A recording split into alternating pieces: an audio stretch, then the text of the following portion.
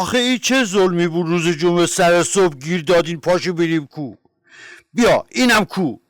آخه پدر من مگه بزرگویی تا حالا چند بار آمده خانه ما که هی ما بریم کو خودمون رو کوچیک کنیم؟ بعد 3 ماه یه تکون به خودش داده. ببین چه علم شنگه‌ای را انداخته تو کوه و کمرا. بیا به دکارم شدیم.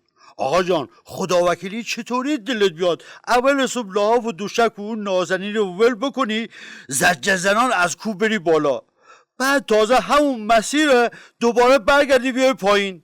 عقل سلیم اصلا قبول میکنه؟ آخه آدم ناشکر آوردیم یه ذره ورزش کنی، عضلات دیگه خاک گرفته بود. نمیخواد به فکر عضلات ما باشی، حداقل از داستان اصحاب کهف درس بگیرید. چی ربطی داره؟ بابا جان اصحاب کهف 5-6 تا رفیق بودن، قرار گذاشتن که جمعه صبح برن کو. وسط راه به این نتیجه رسیدن هیچ مثل خواب صبح جمعه نمیشه. ای خدا، رفتن توی غار 300 سال خوابیدن. خدا خیرش بده، 300 سال.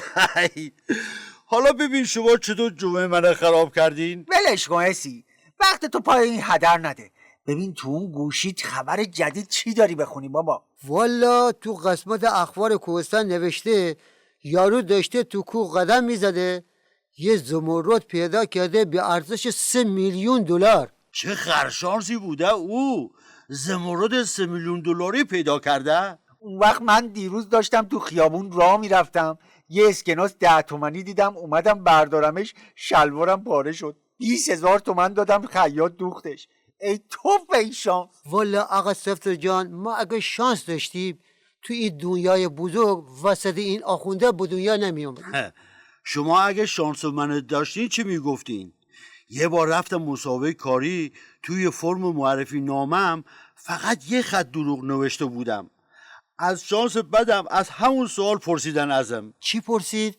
طلب پرسید تو کدوم قسمت ناسا رو طراحی کردی؟ گفتم همون قسمت که آدما پرتاب میشن فضا. گفت دقیقاً اسمش چی بود؟ گفتم بای منقل. گفت اوکی خبرت میکنیم. چند ماه منتظرم خبرم بکنن. آخ این خبر گوش کنی تا روزتون ساخته شه. وزیر آموزش و پرورش رئیسی گفته ما در آستانه الگو شدن برای جهان هستیم.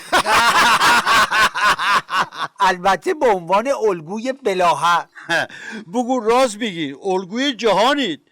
بقیه نگاه میکنن ببینن چه کارهای شما کردید و نکنن تا کشورشون آباد بشه. با بیارزشترین پول جهان، کم اعتبارترین پاسپورت دنیا، با تورم 40%، 9مین کشور فلاکت زده دنیا، با بزرگترین اختلاسگران تاریخ، منطقاً شما درس عبرت جهان هستین. بازم گل گفتی آقا جان. خودم میدونم. حالا پاشین یه صخره دیگه بریم بالا بچه‌ها. باشین.